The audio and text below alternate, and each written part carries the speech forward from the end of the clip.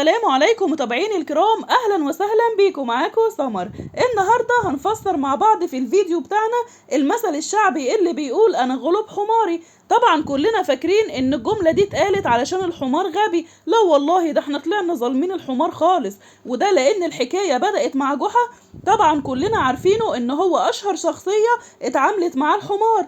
بيقولك يا سيدي ان جحا كان عنده مجموعه من الحمير، طبعا هو عارف عددهم، بس زيادة تأكيد حب يعدهم تاني، فقعد على واحد من الحمير وفضل يعد فيهم، فلقاهم ناقصين واحد. طب وبعدين قام نزل جحا من على الحمار وعدهم تاني، لقاهم كاملين. يا دي الحوسة يا ولاد! طب امال في ايه بس؟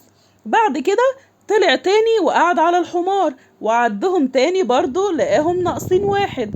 ده جحا ده دماغه عالية ومقضياه على الآخر، واحد فاضي ما وراهوش حاجة. قام نزل تاني من على الحمار وعدهم لقاهم كاملين.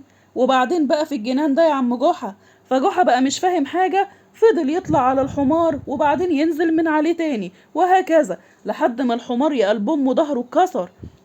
وفي كل مرة يعد الحمير جحا يلاقيهم ناقصين، ومرة تانية يعد فيها الحمير يلاقيهم كاملين. وكل ده يا عيني الحمار طلع عينه لحد ما غلب مع جحا، وفضل ساكت طبعا ومش عارف يتكلم ومستحمل عمايل جحا فيه. الله يسامحك يا جحا، طهقت الحمار لحد ما غلب. من هنا بقينا نقول المثل الشعبي انا غلب حماري. والله انا صعبان عليا الحمار في القصة دي، هو اللي طلع مظلوم فيها. بتمنى يكون الفيديو عجبكم.